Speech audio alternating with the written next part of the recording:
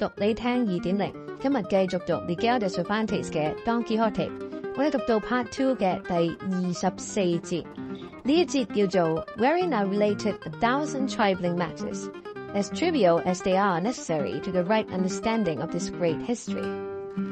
咁啊，似乎有啲細節上嘅嘢咧，要補充翻，講翻 Don Quixote。上一節提到佢入咗去或者落咗去 Montesino 洞穴，遇到 Montesino 本人本尊呢個老者智者啦。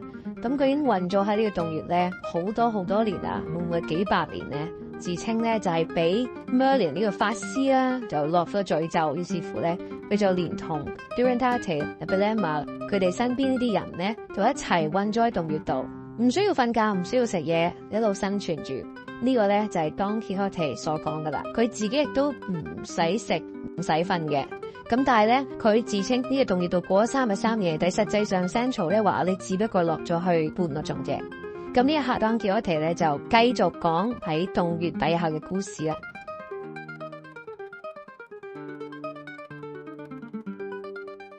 He who translated this great history from the original written by its first author, Cide Hamete Benengeli, says that on coming to the chapter giving the adventures of the cave of Montesinos, he found written on the margin of it, in Hamete's own hand, these exact words: I cannot convince or persuade myself that everything that is written in the preceding chapter could have precisely happened to the valiant Don Quixote, and for this reason, that all the adventures that have occurred up to the present have been possible and probable. But as for this one of the cave, I see no way of accepting it as true, as it passes all reasonable bounds. For me to believe that Don Quixote could lie, he being the most truthful gentleman and the noblest knight of this time, is impossible. He would not have told a lie, though he was shot to death with arrows. On the other hand, I reflect that he related and told the story with all the circumstances detailed, and that he could not in so short a space have fabricated such a vast of complication of absurdities. If then this adventure seems apocryphal, it is no fault of mine. And so, without affirming its falsehood or its truth, I write it down. Decide for thyself in thy wisdom, reader, for I am not bound, nor is it in my power, to do more. Though certain it is they say that at the times of his death he retracted and said he had invented it, thinking it matched and tallied with the adventures he had read of in his histories. And then he goes on to say, the cousin was amazed as well at Sancho's boldness as at the patience of his master, and concluded that the good temper the latter displayed arose from the happiness he felt at having seen his lady Dulcinea, even enchanted as she was, because otherwise the words and language Sancho had addressed to him deserved a thrashing. For indeed he seemed to him to have been rather impudent to his master, to whom he now observed, I, Señor Don Quixote of La Mancha, look upon the time I have spent in travelling with your worship as very well employed, for I have gained 4 things in the course of it. The first is that I have made your acquaintance, which I consider great good fortune. The second, that I have learned what the cave of Montesinos contains, together with the transformations of Guadiana and of the lakes of Ruidera, which will be of use to me for the Spanish Ovid that I have in hand. The third, to have discovered the antiquity of cards, that they were in use at least in the time of Charlemagne, as may be inferred from the words you say Durandate uttered when, at the end of that long spell while Montesinos was talking to him, he woke up and said, patience and shovel. This phrase and expression he could not have learned while he was enchanted, but only before he had become so in France, and in the time of the aforesaid Emperor Charlemagne. And this demonstration is just the thing for me for that other book I'm writing, the supplement to Polydora Virgil on the invention of antiquities, for I believe he never thought of inserting that of cards in his book, as I mean to do in mine, and it will be a matter of great importance, particularly when I can cite so grave and veracious an authority as Signor Durandata. And the fourth thing is that I have ascertained the source of the river Guadiana, heretofore unknown to mankind. You are right, said Don Quixote, but I should like to know, if by God's favour they grant you a license to print those books of yours, which I doubt, to whom do you mean to dedicate them? There are lords and grandees in Spain to whom they can be dedicated, said the cousin. Not many, said Don Quixote, not that they are unworthy of it, but because they do not care to accept books and incur the obligation of making the return that seems due to the author's labour and courtesy. One prince I know who makes up for all the rest, and more, how much more, if I venture to say. Perhaps I should stir up envy in many a noble breast. But let this stand over for some more convenient time, and let us go and look for some place to shelter ourselves in tonight. Not far from this, said the cousin, there is a hermitage, where there lives a hermit, who they say was a soldier, and who has the reputation of being a good Christian and a very intelligent and charitable man. Close to the hermitage he has a small house which he built at his own cost, but though small it is large enough for the reception of guests. Has this hermit any hens, do you think? Asked Sancho. Few hermits are without them, said Don Quixote, for those we see nowadays are not like the hermits of the Egyptian deserts, who were clad in palm leaves, and live on the roots of the earth. But do not think that by praising these I am disparaging the others. All I mean to say is that the penances of those of the present day do not come up to the asceticism and austerity of former times. But it does not follow from this that they are not all worthy. At least I think them so. And at the worst a hypocrite who pretends to be good does less harm than the open sinner. At this point they saw approaching the spot where they stood a man on foot, proceeding at a rapid pace and beating a mule loaded with lances and halberds. When he came up to them, he saluted them and passed on without stopping. Don Quixote called to him, "Stay, good fellow, you seem to be making more haste than suits that mule." "I cannot stop, senor," answered the man, "for the arms you see I carry here are to be used tomorrow, so I must not delay. God be with you. But if you want to know what I am carrying them for, I mean to lodge tonight at the inn that is beyond the hermitage, and if you are going the same road, you will find me there, and I will tell you some curious things. Once more, God be with you." And he urged on his mule at such a pace that Don Quixote had no time to ask him what these curious things were that he meant to tell them. And as he was somewhat inquisitive, and always tortured by his anxiety to learn something new, he decided to set out at once, and go and pass the night at the inn instead of stopping at the hermitage, where the cousin would have had them halt. Accordingly, they mounted, and all three took the direct road for the inn, which they reached a little before nightfall. On the road the cousin proposed they should go up to the hermitage and drink a sup. The instant Sancho heard this, he steered his dapple towards it, and Don Quixote and the cousin did the same.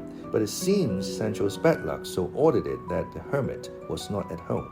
For so a sub-hermit they found in the hermitage told them. They called for some of the best. She replied that her master had none, but that if they liked cheap water, she would give it with great pleasure. "If I found any in water," said Sancho, "there are wells along the road where I could have had enough of it. Ah, Camacho's wedding, and plentiful house of Don Diego, how often do I miss you?"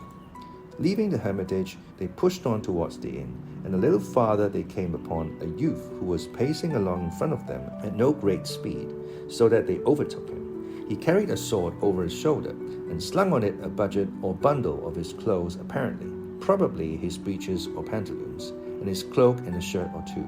For he had on a short jacket of velvet with a gloss like satin on it in places, and had his shirt out, his stockings were of silk, and his shoes square-toed as they wear them at court. His age might have been 18 or 19. He was of a merry countenance, and to all appearance of an active habit. He went along singing seguidillas to beguile the wearisomeness of the road. As they came up with him, he was just finishing one, which the cousin got by heart, and they say ran thus: "I am off to the wars, for the want of pence. Oh, had I but money, I'd show more sense." The first to address him was Don Quixote, who said, "You travel very airily, Sir Gallant. Whither bound, may we ask, if it is your pleasure to tell us?"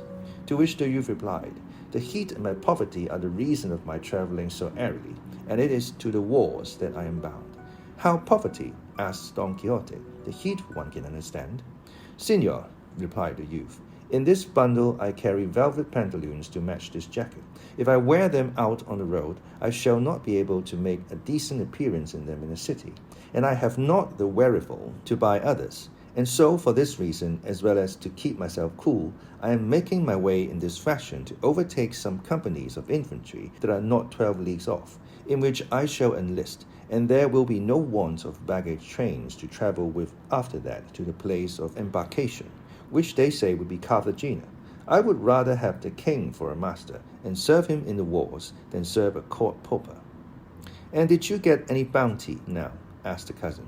If I had been in the service of some grandee of Spain or personage of distinction, replied the youth, I should have been safe to get it. For that is the advantage of serving good masters, that out of the servants' hall men come to be ancients or captains, or get a good pension. But I, to my misfortune, always served place hunters and adventurers, whose keep and wages were so miserable and scanty that half went in paying for the starch of one's collars. It would be a miracle indeed if a page volunteer ever got anything like a reasonable bounty. And tell me, for heaven's sake, asked Don Quixote, is it possible, my friend, that all the time you served you never got any livery? They gave me 2, replied the page. But just as when one quits a religious community before making profession, they strip him of the dress of the order and give him back his own clothes, so did my masters return me mine. For as soon as the business on which they came to court was finished, they went home and took back the liveries they had given merely for show. What spilloteria, as an Italian would say, said Don Quixote.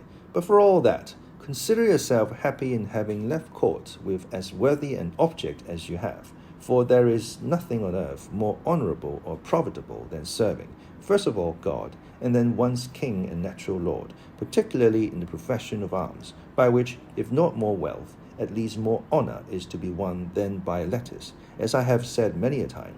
For though letters may have founded more great houses than arms, still those founded by arms have I know not what superiority over those founded by letters, and a certain splendour belonging to them that distinguishes them above all. And bear in mind what I am now about to say to you, for it will be of great use and comfort to you in time of trouble. It is not to let your mind dwell on the adverse chances that may befall you, for the worst of all is death, and if it be a good death, the best of all is to die.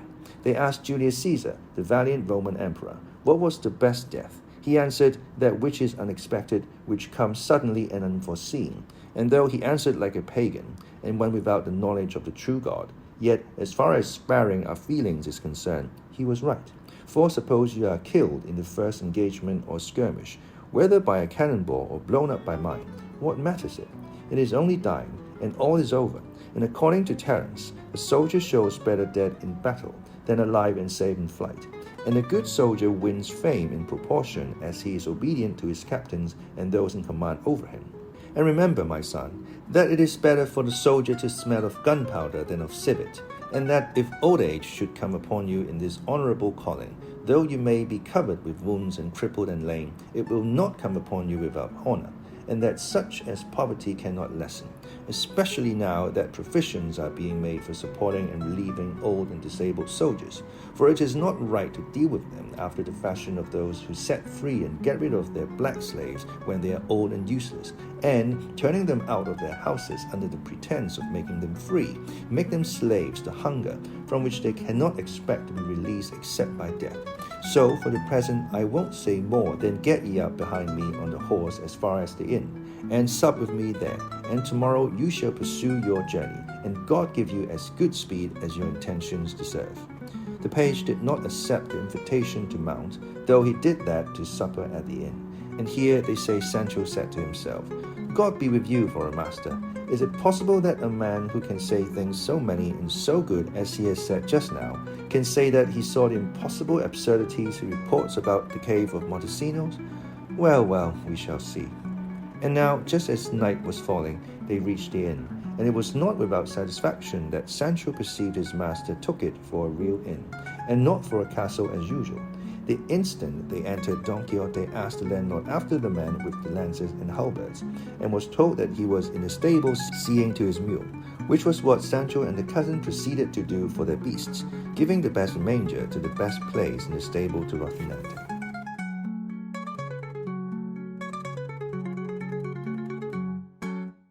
好，呢節嘅讀完啦，突破第4道牆啦，再次。Benengeli 有關 Don Quixote 嘅歷險記載發言，呢個 Benengeli 咧就認為 Don Quixote 講嘅嘢咧冇可能係真嘅，但係同時間佢亦都唔認為 Don Quixote 會講大話喎，因為遊俠精神啊嘛。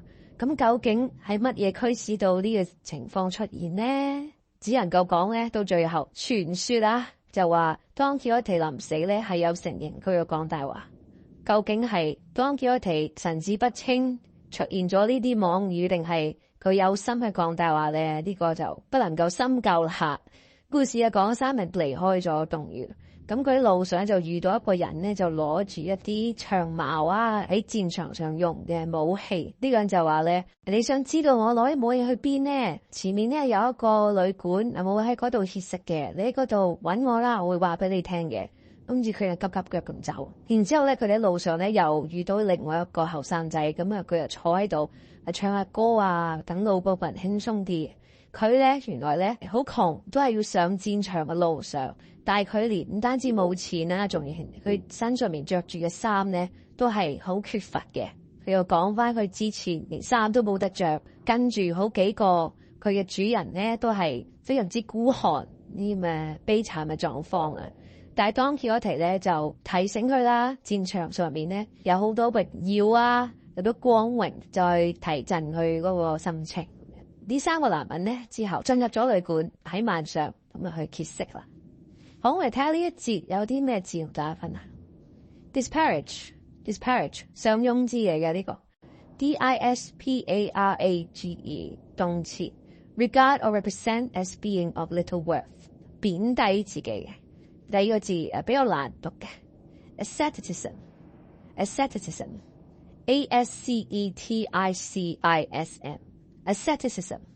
禁欲主義 severe self-discipline and avoiding all forms of indulgence typically for religion reasons。 或者你去到一個地方，你覺得哇呢個地方真係好簡樸到極致喎，咩都冇，你可以話呢個地方好 ascetic。 wherewithal wherewithal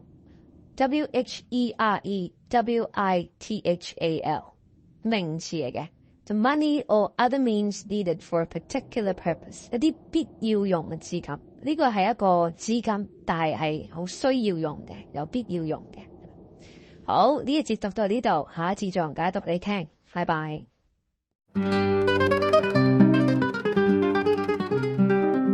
大家好，讀你聽 2.0， 今日繼續讀 Miguel de Cervantes 嘅 Don Quixote， 讀到 Part 2 嘅第25節啦。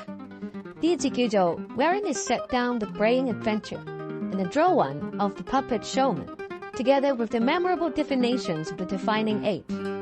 上一回咧就講到 Don Quixote 同埋 Sancho 加埋導遊喺離開咗洞穴之後，喺路上遇到兩個人，手持住武器嘅，就話俾佢聽咧，佢淨係好匆忙要去附近嘅旅館就歇息啦。佢咧就有一個緊要任務嘅，想知咧就旅館問我啦。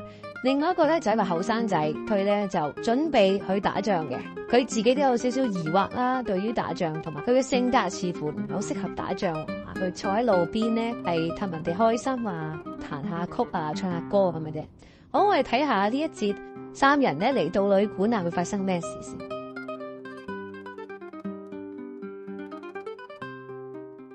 Don Quixote's bread would not bake, as the common saying is, until he had heard and learned the curious things promised by the man who carried the arms. He went to seek him where the innkeeper said he was, and having found him, bade him say now, at any rate, what he had to say in answer to the question he had asked him on the road. The tale of my wonders must be taken more leisurely and not standing, said the man. Let me finish foddering my beasts, good sir, and then I will tell you things that will astonish you. Don't wait for that, said Don Quixote. I'll help you in everything. And so he did, sifting the barley for him and cleaning out the manger, a degree of humility which made the other feel bound to tell him with a good grace what he had asked. So seating himself on a bench, with Don Quixote beside him, and a cousin, the page, Sancho Panza, and the landlord, for a senate and an audience, he began his story in this way. You must know that in a village 4 leagues and a half from this inn, it so happened that one of the regidors, by the tricks and roguery of a servant girl of his, lost an ass, and though he did all he possibly could to find it, it was all to no purpose.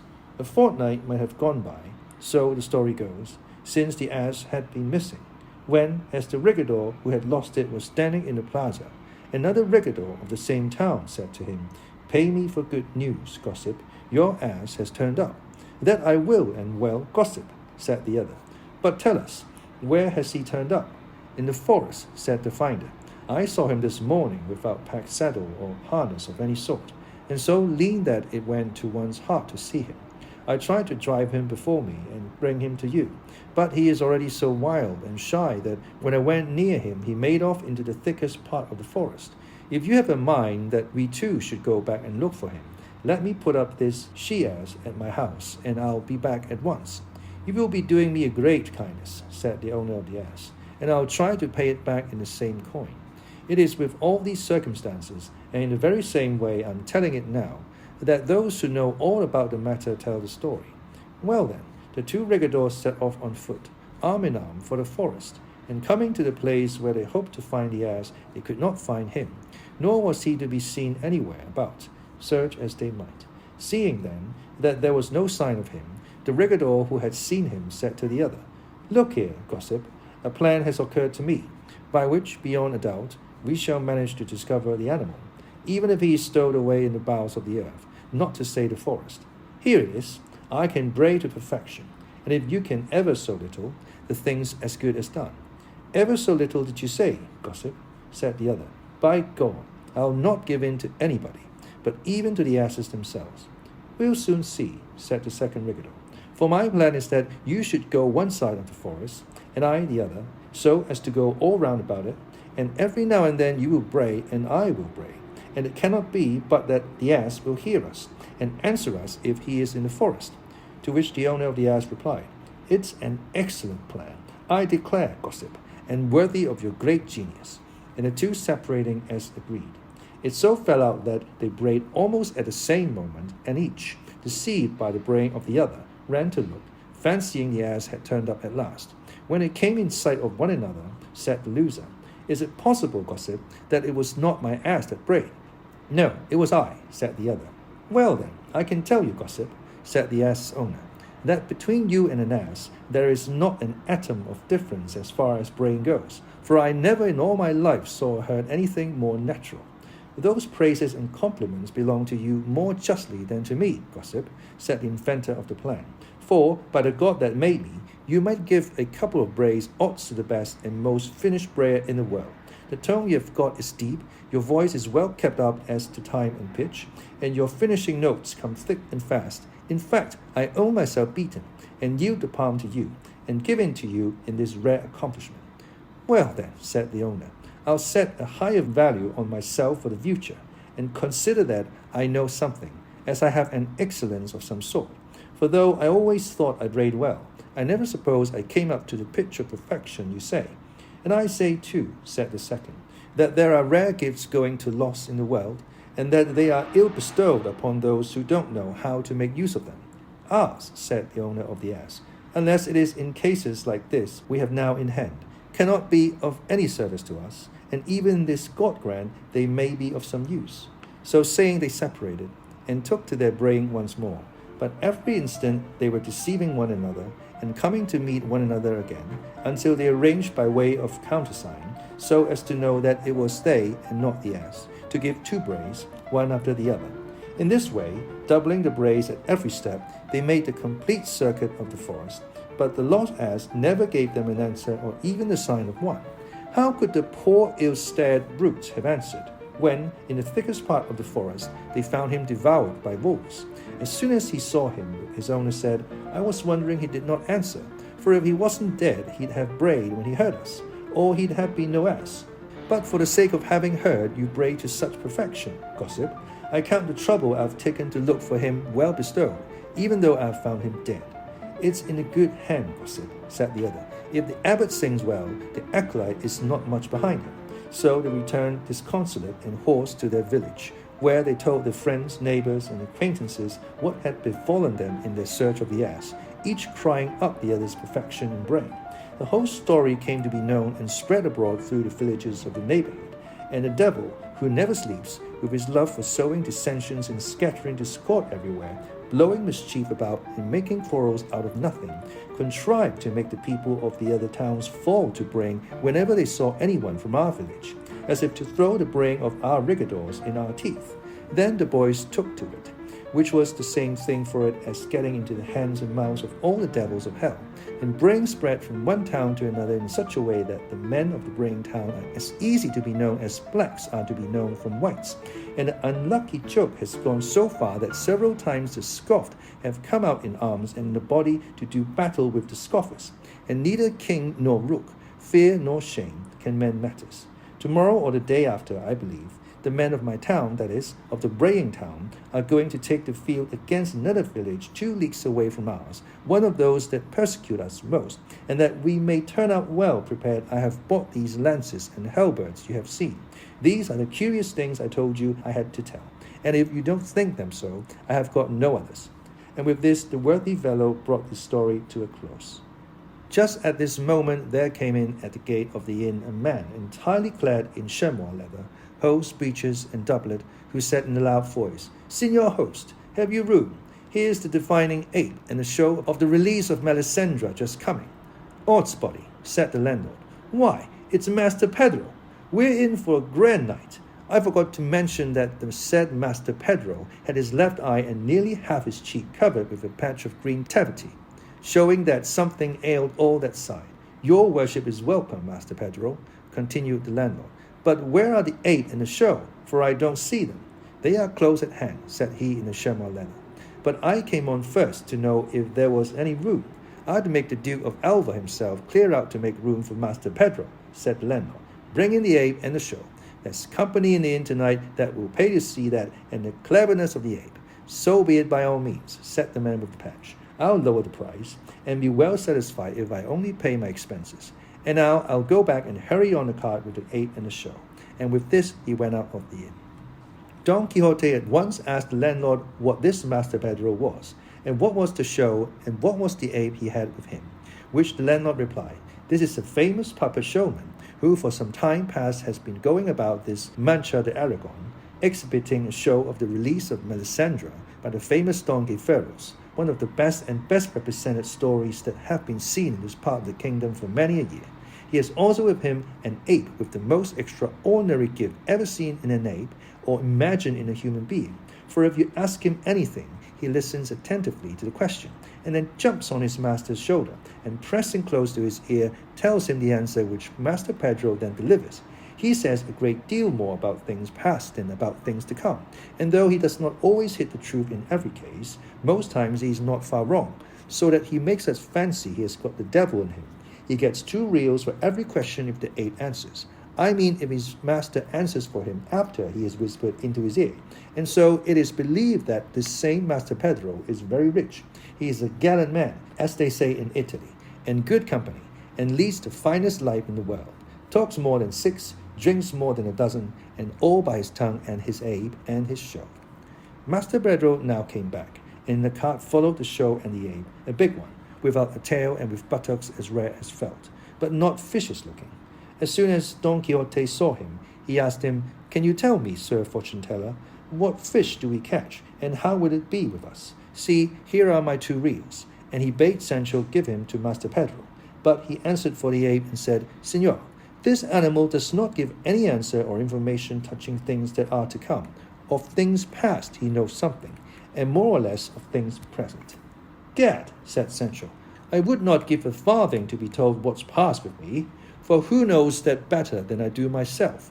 And to pay for being told what I know would be mighty foolish. But as you know things present, here are my 2 reels. And tell me, most excellent Sir Ape, what is my wife Teresa Panza doing now, and what is she diverting herself with?" Master Pedro refused to take the money, saying, "I will not receive payment in advance or until the service has been first rendered." And then with his right hand he gave a couple of slaps on his left shoulder, and with one spring the ape perched himself upon it, and putting his mouth to his master's ear began chattering with his teeth rapidly. And having kept this up as long as one would be saying a credo, with another spring he brought himself to the ground, and the same instant Master Pedro ran in great haste and fell upon his knees before Don Quixote, and embracing his legs exclaimed, "These legs do I embrace as I would embrace the 2 pillars of Hercules, O illustrious reviver of knight-errantry, so long consigned to oblivion. O never yet duly extolled knight, Don Quixote of La Mancha, courage of the faint-hearted, prop of the tottering, arm of the fallen, staff and counsel of all who are unfortunate. Don Quixote was thunderstruck, Sancho astounded, the cousin staggered, the page astonished, the man from the braying town agape, the landlord in perplexity, and, in short, everyone amazed at the words of the puppet showman, who went on to say, "And thou, worthy Sancho Panza, the best squire and squire to the best knight in the world, be of good cheer, for thy good wife Teresa is well, and she is at this moment hackling a pound of flax, and more by token she has at her left hand a jug with a broken spout that holds a good drop of wine, with which she solaces herself at her work." "That I can well believe," said Sancho. "She is a lucky one, and if it was not for her jealousy, I would not change her for the giantess Endendona, who by my master's account was a very clever and worthy woman. My Teresa is one of those that won't let themselves want for anything, though the heirs may have to pay for it." "Now I declare," said Don Quixote, "he who reads much and travels much sees and knows a great deal. I say so because what amount of persuasion could have persuaded me that there are apes in the world that can define as I have seen now with my own eyes? For I am that very Don Quixote of La Mancha this worthy animal refers to, though he has gone rather too far in my praise. But whatever I may be, I thank heaven that it has endowed me with a tender and compassionate heart, always disposed to do good to all and harm to none." "If I had money," said the page, "I would ask Signor Ape what will happen to me in the peregrination I am making." In this Master Pedro, who had by this time risen from Don Quixote's feet, replied, "I have already said that this little beast gives no answer as to the future, but if he did, not having money would be of no consequence. For to oblige Signor Don Quixote here present, I would give up all the profits in the world. And now, because I have promised it, and to afford him pleasure, I will set up my show and offer entertainment to all who are in the inn, without any charge whatever." As soon as he heard this, the landlord, delighted beyond measure, pointed out a place where the show might be fixed, which was done at once. Don Quixote was not very well satisfied with the divinations of the ape, as he did not think it proper that an ape should divine anything, either past or future. So while Master Pedro was arranging the show, he retired with Sancho into a corner of the stable, where, without being overheard by anyone, he said to him, "Look here, Sancho, I have been seriously thinking over this ape's extraordinary gift, and have come to the conclusion that beyond doubt this Master Pedro, his master, has a pact, tacit or express, with the devil." "If the packet is expressed from the devil," said Sancho, "it must be a very dirty packet, no doubt. But what good can it do, Master Pedro, to have such packets?" "Thou dost not understand me, Sancho," said Don Quixote. "I only mean he must have made some compact with the devil to infuse his power into the ape, that he may get his living, and after he has grown rich he will give him his soul, which is what the enemy of mankind wants. This I am led to believe by observing that the ape only answers about things past or present, and the devil's knowledge extends no further. For the future he knows only by guesswork, and that not always. For it is reserved for God alone to know the times and the seasons, and for him there is neither past nor future, always present. This being as it is clear that this ape speaks by the spirit of the devil, and I am astonished they have not denounced him to the holy office, and put him to the question, and force it out of him by whose virtue it is that he divines, because it is certain this ape is not an astrologer. Neither his master nor he sets up, or knows how to set up, those figures they call judiciary, which are now so common in Spain that there is not a jade, or page, or old cobbler that will not undertake to set up a figure as readily as pick up a knave of cards from the ground, bring to naught the marvellous truth of the science by their lies and ignorance.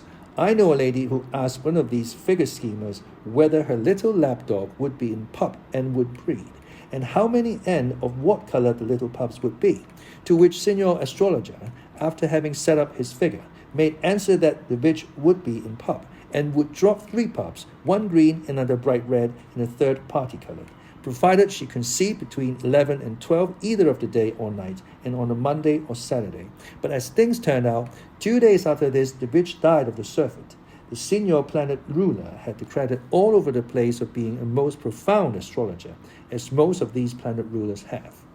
Still, said Sancho, I would be glad if your worship would make Master Pedro ask his aid whether what happened, your worship, in the cave of Montesinos is true. For, begging your worship's pardon, I, for my part, take it to have been all phlegm and lies, or at any rate something you dreamt.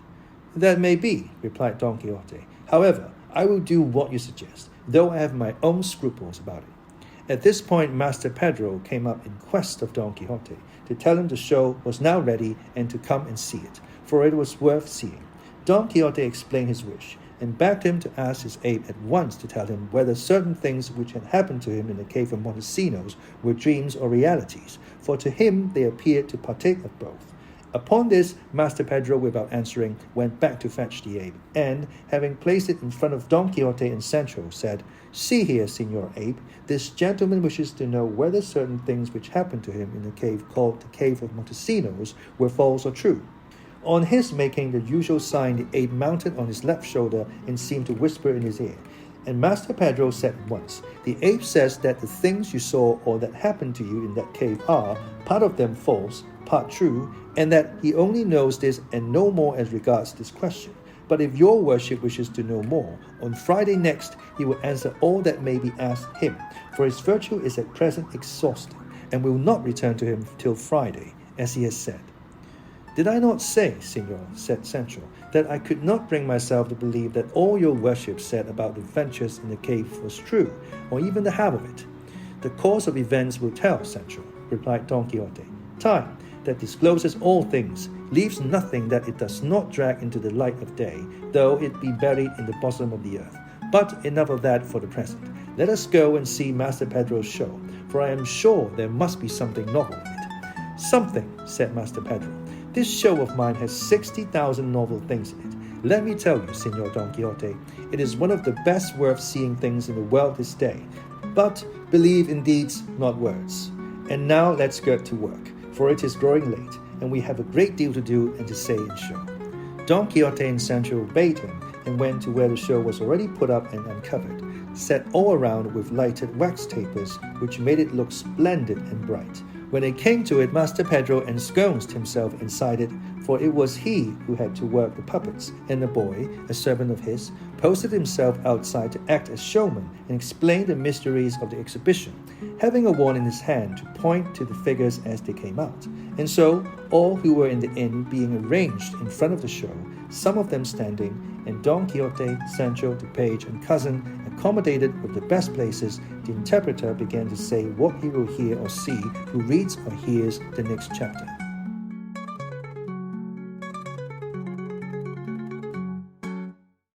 好，呢一節讀到嚟呢一度有兩個插曲嘅。咁第一個咧就係三人嚟到酒店就揾翻之前喺路上遇到手持武器嘅人，咁啊要佢講下佢嘅故事啦。佢又講咗一個揾女仔嘅故事，基本上咧就係兩個人揾女仔揾唔到，扮女叫，就發現咗自己扮女仔叫扮得好似，互相笠高帽，但係呢件事傳出去咧就變咗醜事，俾人哋嘲笑扮女仔叫。咁然之後咧，一條村莊嘅人咧就執起武器就會攻擊另一條村啊，因為你燒我咁無稽嘅故事啦。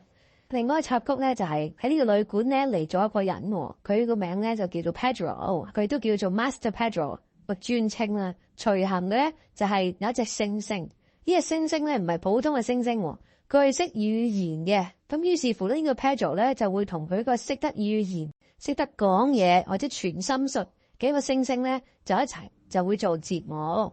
今次就嚟到呢個旅館就做節目，而呢個旅館老闆亦都非常之高興，因為呢個節目咧通常都會吸引到好多人。呢一個猩猩咧每一次預言佢都會收2個硬幣嘅，咁即係話呢個旅館咧會有分成啦。咁於是乎咧就好開心啦，就準備咧做呢個節目。當 Quixote 同 Sancho 當然把握機會啦，又問下呢個猩猩啊，問下呢個 Pedro。講一啲曾經發生咗嘅事。Sancho 咧知道咗所謂嘅語言原來只不過係講發生咗嘅事就，咁有咩事啫？我知道嘅嘢都唔需要使錢去知啦。佢話不過而家嘅嘢我都想知嘅。於是乎咧，佢就俾咗硬幣俾個猩猩叫佢講，太太 Teresa 俾佢做緊咩啊？咁呢個猩猩咧就真係同 Pedro 講，然之後 Pedro 咧就話，你太太咧佢而家咧就喺度做緊啲家務，咁就嚟諗緊走咁樣。咁 Sancho 聽都覺得都幾合理，變咗就好滿意佢答案啦。咁當 Quixote 咧見到呢咁嘅情況咧，佢自己就將 Sancho 拉埋一邊就話：呢個猩猩雖然咧就唔係預知未來啊，但係能夠知道咁多嘢咧，呢個 Master Pedro 同魔鬼係有契約嘅，佢肯定噶啦。當傑我哋咧就藉呢個機會咧就問猩猩：喂，咁你知唔知道我之前喺 Montesino 個洞穴嗰度所見嘅嘢係真定係假？ Master Pedro 嘅答案咧就係話係真亦係假，一個模棱兩可嘅答案。而呢個段落最尾咧，眾人就幫忙 Master Pedro 幫佢佈置啦，準備定表演。我哋睇下呢一節有啲咩字同大家分享先。Dissension D-I-S-S-E-N-S-I-O-N 名詞嚟嘅。Disagreement that leads to discord 啲分歧啊，有啲異議，比較荒謬啲嘅字啊。Dissension。Peregrination P-E-R-E-G-R-I-N-A-T-I-O-N 一個名詞。A journey, especially a long or meandering one 一個旅行漫遊啦，有陣時會指同步嘅旅行。Scruple S-C-R-U-P-L-E 名詞嚟嘅。A feeling of doubt or hesitation with regard to the morality or propriety of a course of action 顧慮，一啲憂慮顧慮。好，我哋呢一節讀到呢度，下一次再同大家讀你聽，拜拜。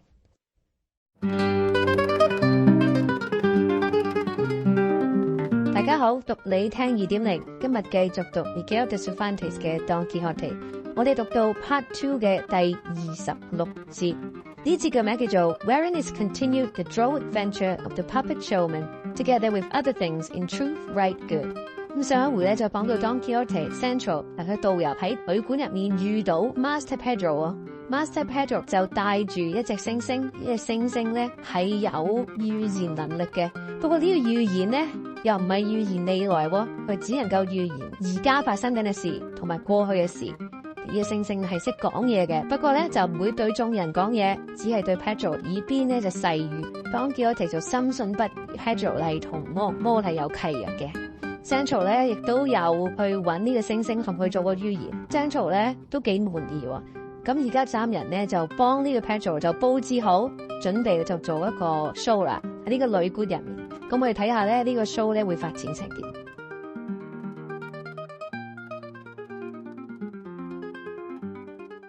All were silent, Tyrians and Trojans. I mean, all who were watching the show were hanging on the lips of the interpreter of its wonders, when drums and trumpets were heard to sound inside it and cannon to go off. The noise was soon over, and then the boy lifted up his voice and said, This true story which is here represented to your worships is taken word for word from the French chronicles and from the Spanish ballads that are in everybody's mouth and in the mouth of the boys about the streets. Its subject is the release by Signor Don Gayveros of his wife Melisendra, when a captive in Spain at the hands of the Moors in the city of Sansuena. For so they called then what is now called Saragossa, and there you may see how Don Gayveros is playing at the tables, just as they sing it. At tables playing Don Gayveros sits, for Melisendra is forgotten now. And that personage who appears there with a crown on his head and a scepter in his hand is the Emperor Charlemagne, a supposed father of Melisendra, who, angered to see his son-in-law's inaction and unconcern, comes in to chide him. And observe with what vehemence and energy he chides him, so that you would fancy he was going to give him 6 raps with his scepter. And indeed there are authors who say he did give them, and sound ones too.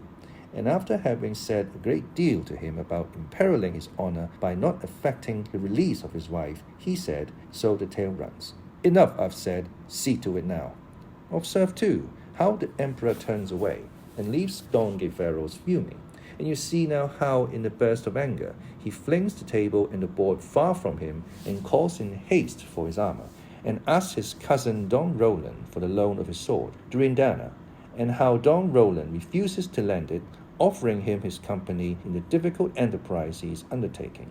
But he, in his valour and anger, will not accept it, and says that he alone will suffice to rescue his wife, even though she were imprisoned deep in the centre of the earth. And with this he retires to arm himself and set out on his journey at once.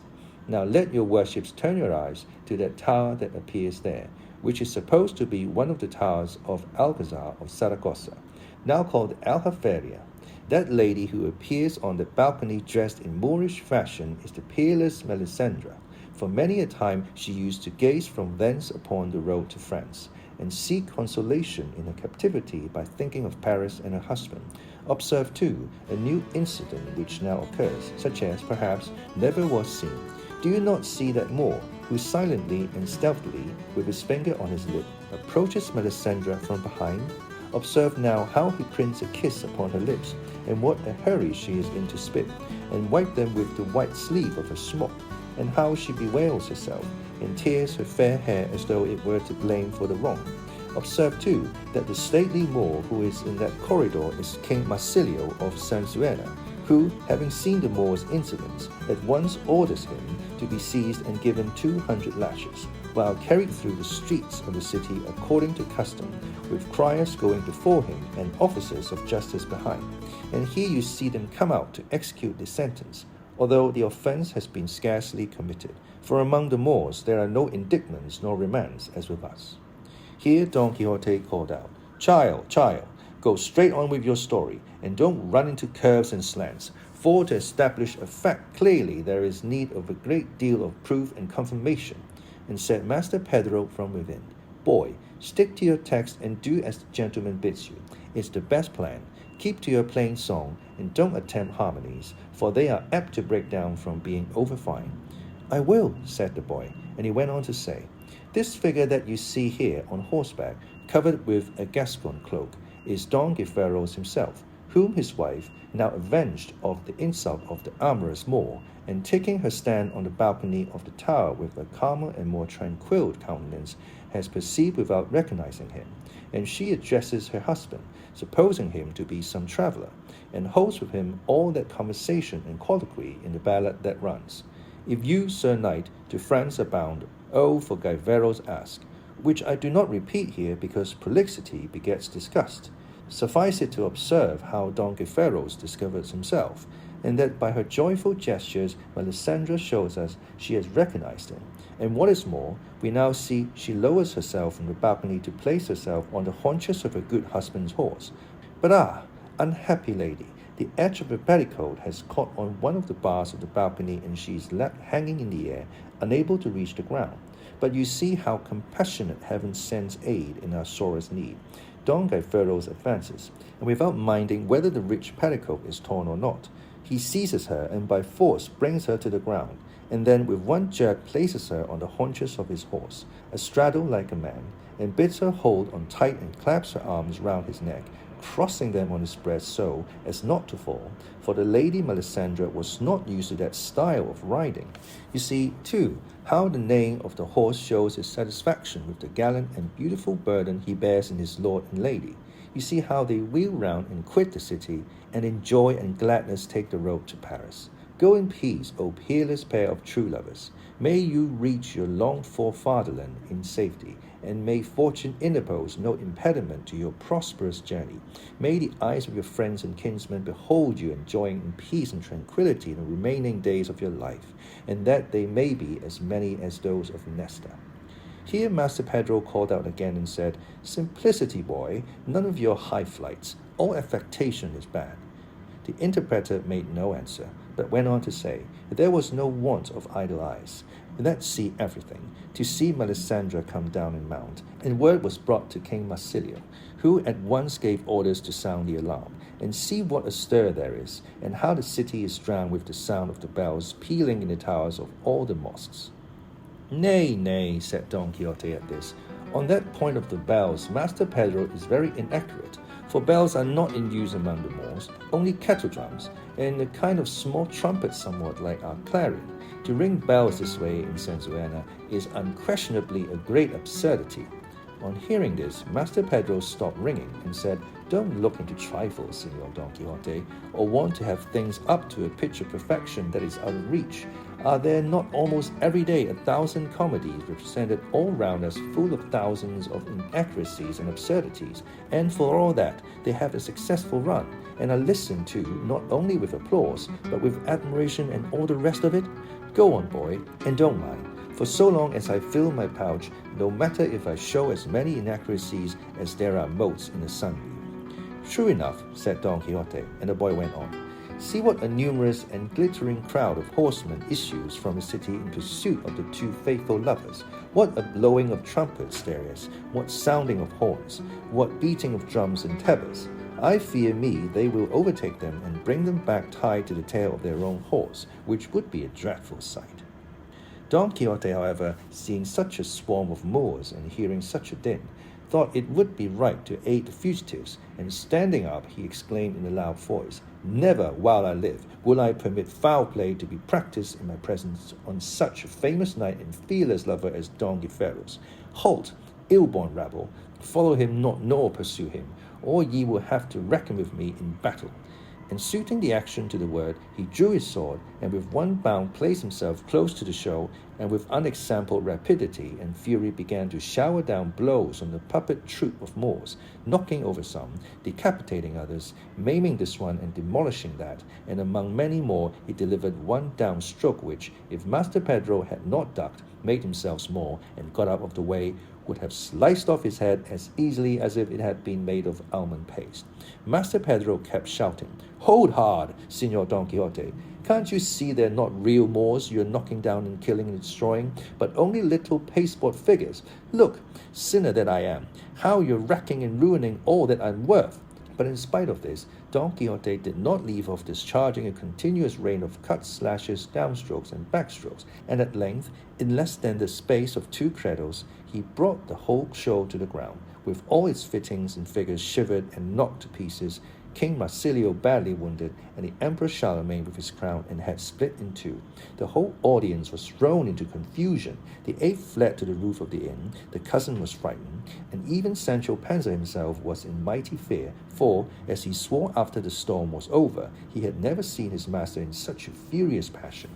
The complete destruction of the show being thus accomplished, Don Quixote became a little calmer, said, "I wish I had there before me now all those who do not or will not believe how useful knights errant are in the world. Just think, if I had not been here present, what would have become of the brave Don Gaiferos and the fair Melisendra? Depend upon it, by this time those dogs would have overtaken them and inflicted some outrage upon them. So then, long live knight-errantry beyond everything living on earth this day." "Let it live and welcome," said Master Pedro at this in a feeble voice, "and let me die, for I am so unfortunate that I can say with King Don Rodrigo, 'Yesterday was I Lord of Spain, today I've not a turret left, that I may call mine own.' Not half an hour, nay, barely a minute ago, I saw myself lord of kings and emperors, with my stables filled with countless horses, and my trunks and bags with gay dresses unnumbered. And now I find myself ruined and laid low, destitute and a beggar, and above all without my ape, for, by my faith, my teeth will have to sweat for it before I have him caught.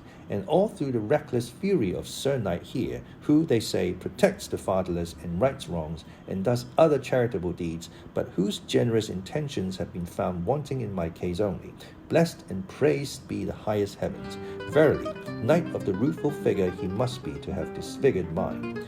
Sancho Panza was touched by Master Pedro's words, and said to him, "Don't weep and lament, Master Pedro, you break my heart. Let me tell you my master, Don Quixote, is so Catholic and scrupulous a Christian that, if he can make out that he has done you any wrong, he will own it, and be willing to pay for it and make it good, and something over and above. Only let Señor Don Quixote pay me for some part of the work he has destroyed," said Master Pedro, "and I would be content, and his worship would ease his conscience, for he cannot be saved who keeps what is another's against the owner's will, and makes no restitution." "That is true," said Don Quixote, "but at present I am not aware that I have got anything of yours, Master Pedro." "What?" returned Master Pedro. "And these relics lying here on the bare hard ground, what scattered and shattered them but the invincible strength of that mighty arm? And whose were the bodies they belonged to but mine? And what did I get my living by but by them? Now am I fully convinced," said Don Quixote, "of what I had many a time before believed, that the enchanters who would persecute me do nothing more than put figures like these before my eyes, and then change and turn them into what they please. In truth and earnest, I assure you, gentlemen who now hear me, that to me everything that has taken place here seemed to take place literally. That Melisendra was Melisendra, Don Gaiferos, Don Gaiferos, Marsilio, Marsilio, and Charlemagne, Charlemagne. That was why my anger was roused, and to be faithful to my calling as knight-errant, I sought to give aid and protection to those who fled, and with this good intention I did what you have seen. If the result has been the opposite of what I intended, it is no fault of mine, but of those wicked beings that persecute me. But for all that, I am willing to condemn myself in costs for this error of mine, though it did not proceed from malice. Let Master Pedro see what he wants for the spoiled figures, for I agree to pay it at once in good and current money of Castile. Master Pedro made him a bow, saying, I expect no less of the rare Christianity of the valiant Don Quixote of La Mancha, true helper and protector of all destitute and needy vagabonds. Master Landlord here and the great Sancho Panza shall be the arbitrators and appraisers between your worship and me of what these dilapidated figures are worth or may be worth. The landlord and Sancho consented, and then Master Pedro picked up from the ground King Marsilio of Saragossa with his head off, and said, Here you see how impossible it is to restore this king to his former state. So I think, saving your better judgments, that for his death, disease, and demise, 4 reals and a half may be given me. Proceed, said Don Quixote. Well then, for this cleavage from top to bottom, continued Master Pedro, taking up the split Emperor Charlemagne, it would not be much if I were to ask 5 reals and a quarter. It's not little, said Sancho, nor is it much, said the landlord. Make it even, and say 5 reals. Let him have the whole 5 and a quarter, said Don Quixote, for the sum total of this notable disaster does not stand on a quarter more or less. And make an end of it quickly, Master Pedro, for it's getting on to supper time, and I have some hints of hunger. For this figure, said Master Pedro, that is without a nose, and wants an eye, and is the fair Melisendra, I ask, and I am reasonable in my charge, 2 reals and 12 maravedis.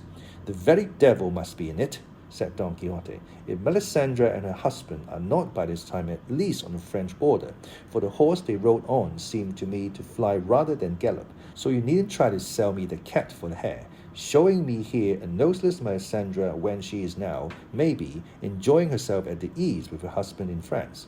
God help everyone to his own, Master Pedro, and let us all proceed fairly and honestly. And now go on. Master Pedro, perceiving that Don Quixote was beginning to wander, and return to his original fancy, was not disposed to let him escape, so he said to him, This cannot be Melisendra, but must be one of the damsels that waited on her, so if I am given 60 maravedis for her, I'll be content and sufficiently paid. And so he went on, putting values on ever so many more smashed figures, which, after the 2 arbitrators had adjusted them to the satisfaction of both parties, came to 40 reals and 3 quarters, and over and above this sum, which Sancho at once disbursed, Master Pedro asked for 2 reals for his trouble in catching the ape. Let him have them, Sancho, said Don Quixote, not to catch the ape, but to get drunk. And 200 would I give this minute for the good news, to anyone who could tell me positively that the Lady Donna Melisendra and Signor Don Gaiferos were now in France and with their own people. No one could tell us that better than my ape, said Master Pedro, but there's no devil that could catch him now. I suspect, however, that affection and hunger will drive him to come looking for me tonight, but tomorrow will soon be here, and we shall see. In short, the puppet show storm passed off, and all supped in peace and good fellowship at Don Quixote's expense, for he was the height of generosity. Before it was daylight, the man with the lances and halberds took his departure, and soon after daybreak the cousin and the page came to bid Don Quixote farewell, the former returning home, the latter resuming his journey, towards which, to help him, Don Quixote gave him 12 reals. Master Pedro did not care to engage in any more palaver with Don Quixote, whom he knew right well. So he rose before the sun, and having got together the remains of his show and caught his ape, he too went off to seek his adventures. The landlord, who did not know Don Quixote, was as much astonished at his mad freaks as at his generosity. To conclude, Sancho, by his master's orders, paid him very liberally, and taking leave of him, they quitted the inn at about 8 in the morning and took to the road, where we will leave them to pursue their journey. For this is necessary in order to allow certain other matters to be set forth, which are required to clear up this famous history.